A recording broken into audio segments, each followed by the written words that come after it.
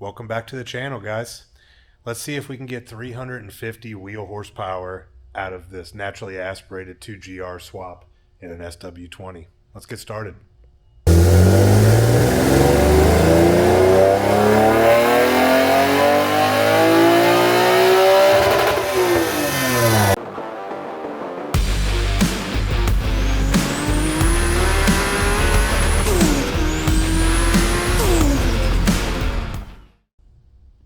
This thing is owned by Tyler, and it's been in his family for a long time.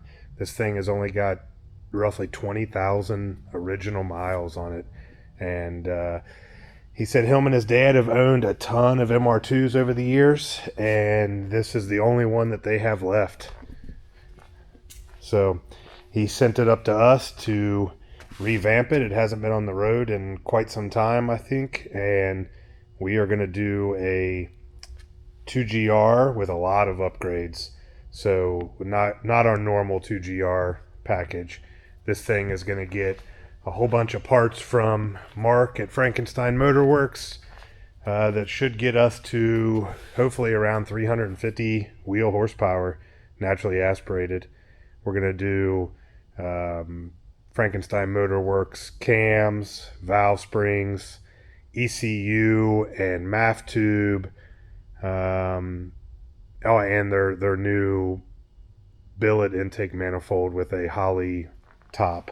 So, follow along. We'll take you through that process and tear down the 2GR engine and install the cams and valve springs and all of that. It's a pretty in-depth job though, so this one might take us a little bit.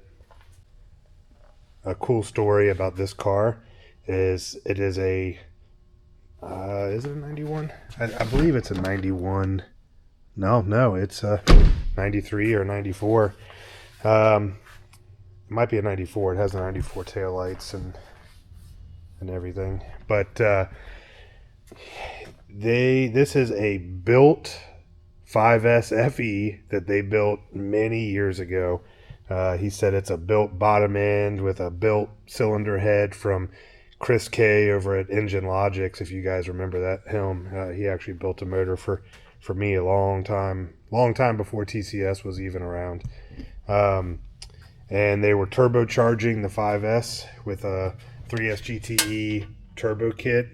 I don't know who made the turbo kit. I'm gonna guess that it might have been KO Racing. I see the polished turbo and the wastegates rerouted back into the exhaust, so that was some stuff that they used to do.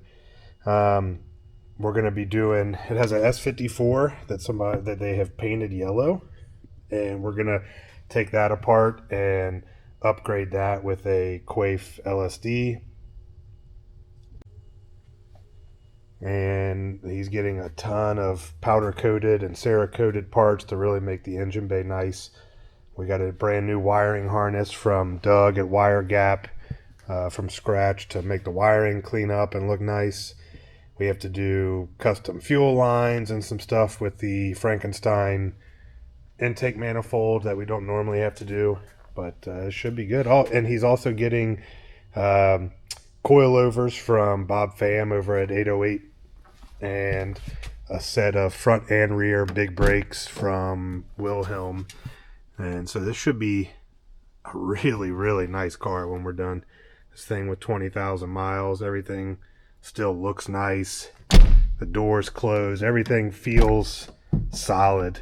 And it's pretty cool. It has the manual windows, no power locks or anything. So it's actually probably a pretty light car. I'm not a big fan of the yellow, but this thing is pretty cool. This thing was built so long ago. I think it had an old Ultronic ECU. You ever even heard of those, Brian? No.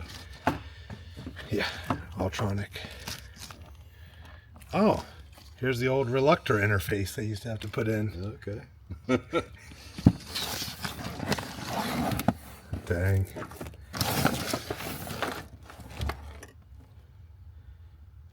Good thing we're just getting rid of all this. Well, it's hard.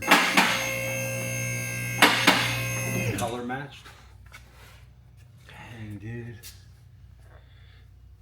Those gotta be aftermarket bolts. Yeah, but they're all there. Yeah.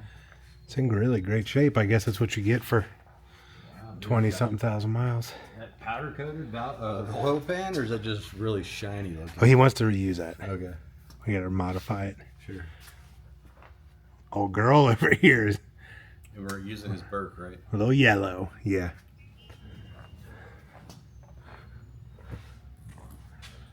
I mean, let's see if I was right. No trigger wheel. I mean, this car is just basically setting the standard for indoor racing. Yeah. It might just exceed the limits. Who knows? Yeah.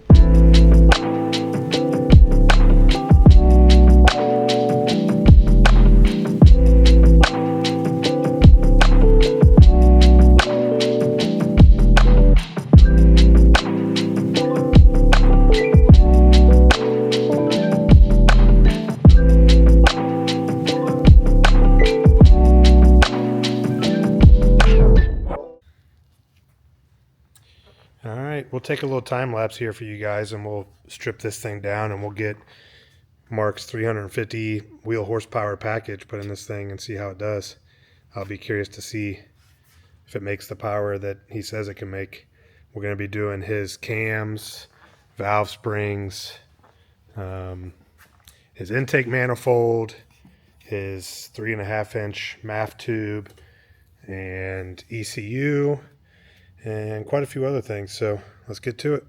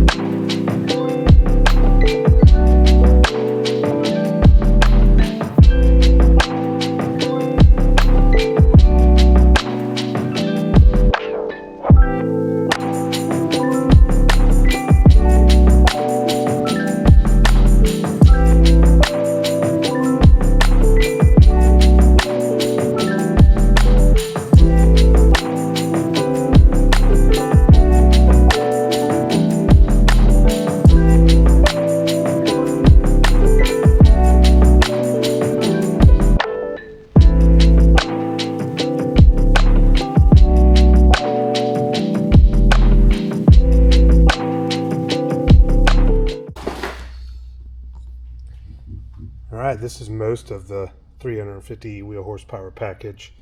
You get the cams, Frankenstein valve springs. We're using a Tundra throttle body, Mark's tuned ECU, 3.5-inch MAF tube, and then we do still have the intake and fuel rails. They're being coated right now. We should get those back in a couple days. Brian's already got this torn down. We're going to replace the valve springs and cams. It's a lot of work just to replace the cams and valve springs. I know. That's what makes this package, to me, kind of hard. It's a lot of labor to get to this part, as you can see here. all of this has to be removed.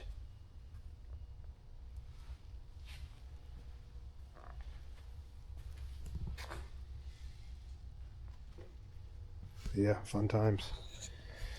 So what's next? You gonna do valve springs? Yep, valve springs are next. Valve springs, and then clean it all off and glue it back together. Yeah. Should have got the chest camera. So we pressurized the cylinder here so we could replace these valve springs without the valves dropping. So we use a little Toyo tool. It's right there on the table behind this. Somewhere, yeah. This one. It's a pretty cool little tool. Still kind of a pain to do this with the engine on the stand instead of it on the ground, but you'll see how it works. I'll try it. Let's try one. Good. Yeah. Just gives me a mild heart attack every time. Some magnet on the end collects the keepers. Yeah.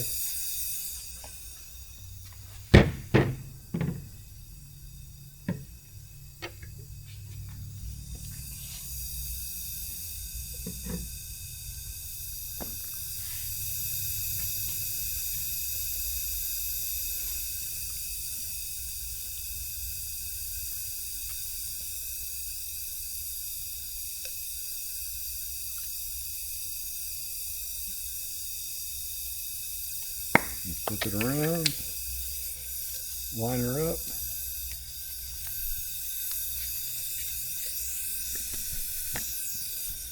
You gotta get some leverage Very here. easy. That's why I said it's hard on the stand.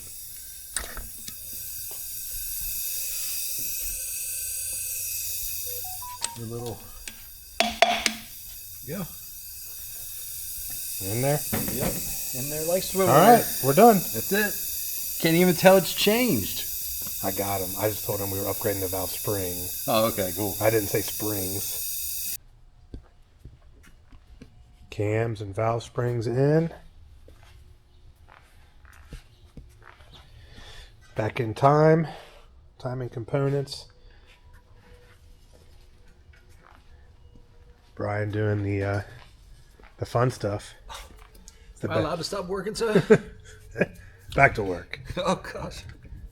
That's the best part of the job right here. Yeah. Cleaning all the old RTV off.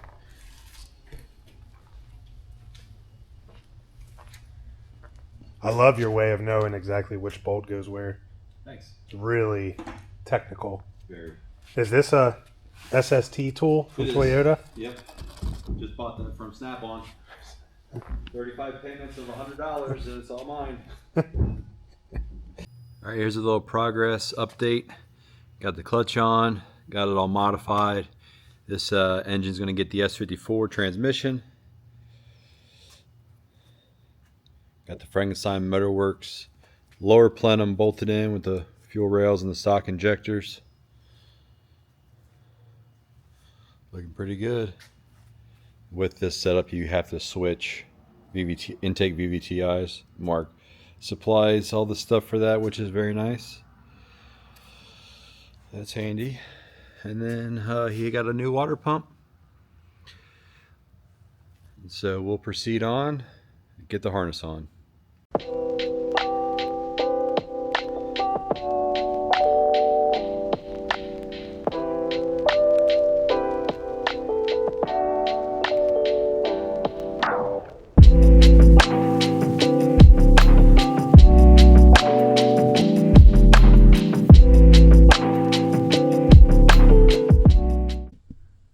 GR is prepped and ready to go. The color choice he picked on the valve covers and the intake and stuff, it's pretty cool. It's here to my eyes, it's got a little bluish tint to it. It's got a slight texture to it. It's pretty cool. And the wiring harness will clean up a little better once we get it all in the car, but this should be a really nice setup when he gets this in.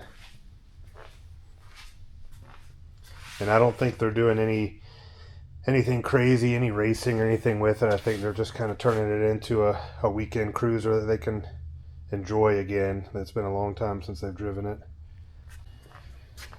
Well, we pretty much wrapped up Tyler's car.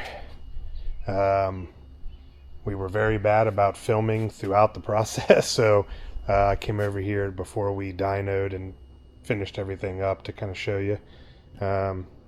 We ended up doing the Willwood brake kit with some coilovers from Bob Pham, and his wheels didn't fit, so we put on my own personal set of TE37s so we could finish the car that he may or may not just purchase from us. I'm not using them anymore, but I love these wheels. These are my favorite wheels on an MR2.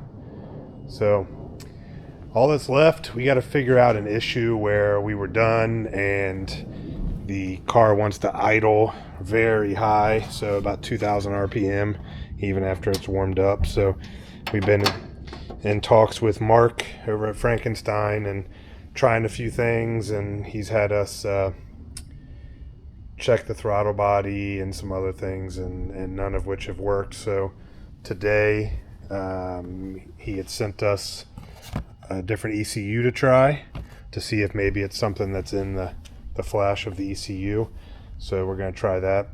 But yeah, let's see what this thing does. All right, that idle, still not great, but it's learning, but it's not up at 2,000 RPM anymore. So we're going to go ahead and strap this thing down and let it warm up and see what kind of power it makes. What's your guess? Hang on, get her computer messed up. What? What's your first guess? My first guess is going to be 220. 220? Yeah, I think it's going to work itself way out. Yeah, all right. Let's see. Oh, wait a minute. No. Hold on. 320. Not 220. Yeah, well, yeah, we got to go with your first one. 320. All right. All right. Brakes on. Third. Just do third.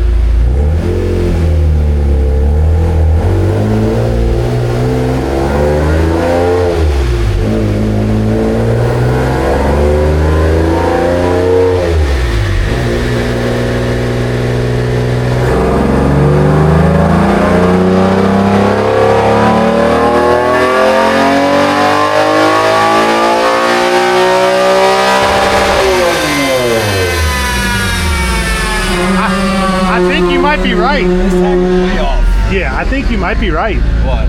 on the 220. No It's shit? yeah. Holy shit. Oh, you were low. It's 208.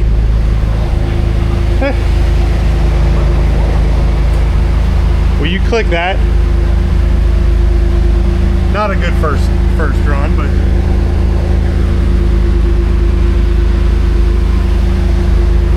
had to wake up a little bit.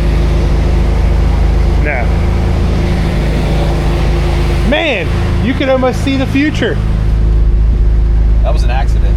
I meant to say 320, but holy crap. Well, I was watching the horsepower throughout the run, and I could see like, yeah, it's pretty dang low, but still no check engine light. Yeah. So we'll just see if it learns. We'll try a couple more. Yeah. What's your guess now? Dude, I don't know. 220.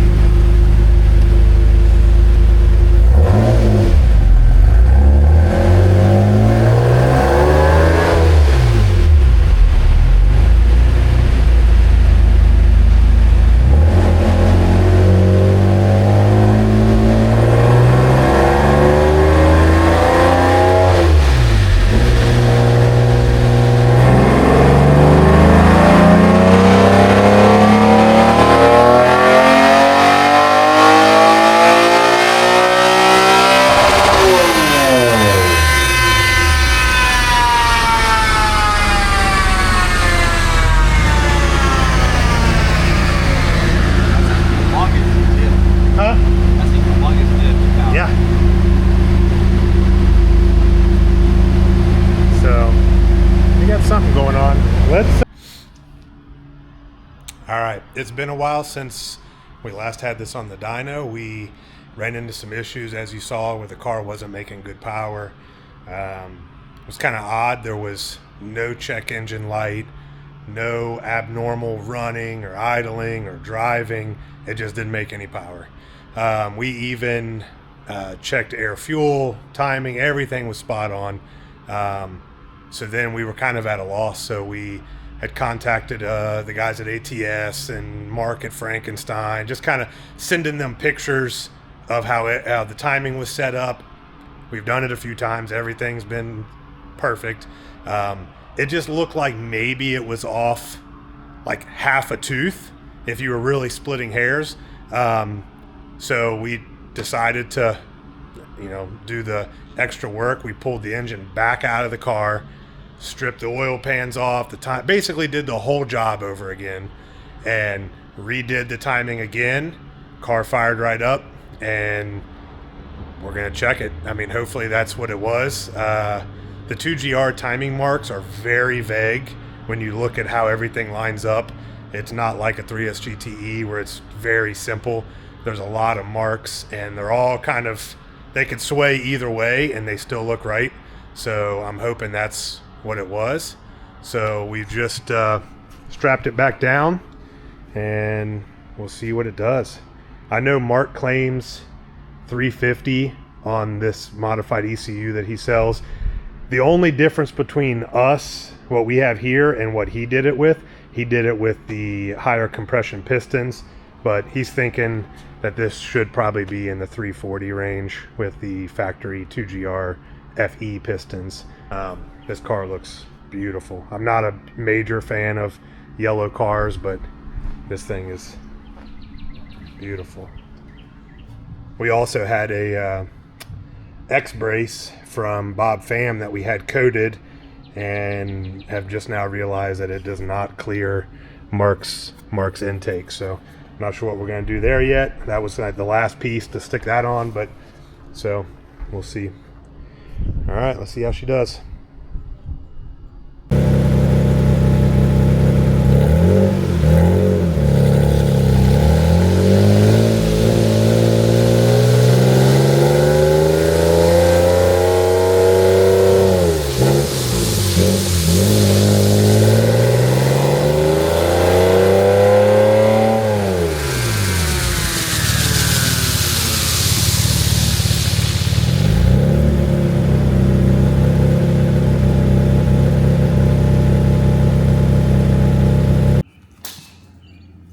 I'm sure you all saw all that water in that last video. I tried to make a pull in this thing, and apparently we did not know, but there was about 8 or 10 inches of water in the bottom of this dyno pit from a recent storm we had. I guess it came in through the garage door and came in, and we just didn't notice it.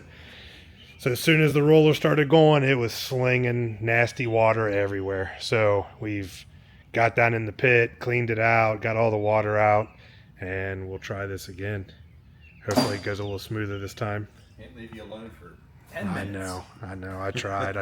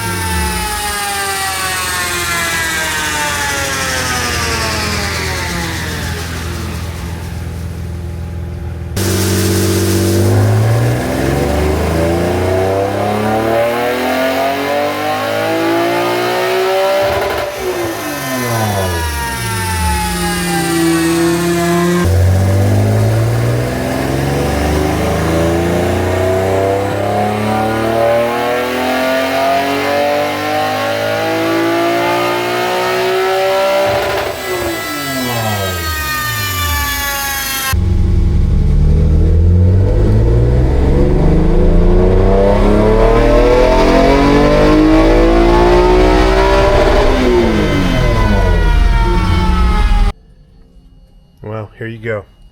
The best we got is this bottom one here, 332, 263 foot-pounds, which is about on par. You know, he said we should get about 340. It's a little bit less than that, but this thing still is going to rip. I have just randomly looked through some of our customers and found, you know, really strong running 2GR with stock cams and stock intake manifold that made 293, just to kind of compare the difference. Let me grab the keypad here.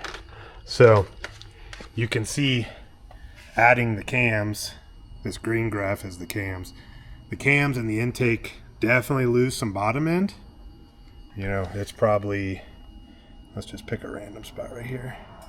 You're losing, you know, here you only have 145 foot-pounds.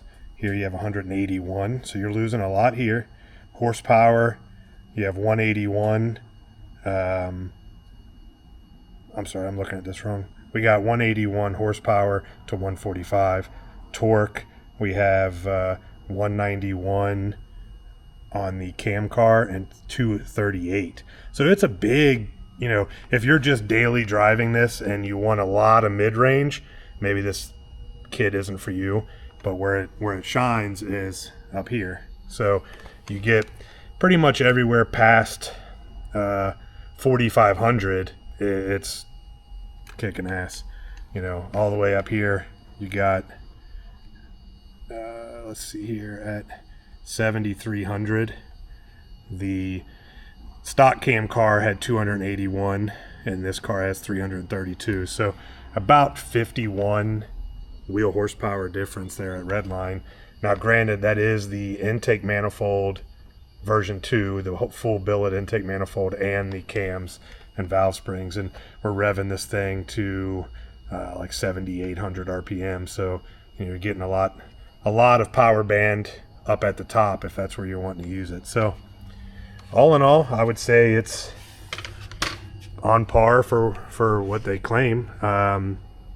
Really the only thing is how much time it takes to do this.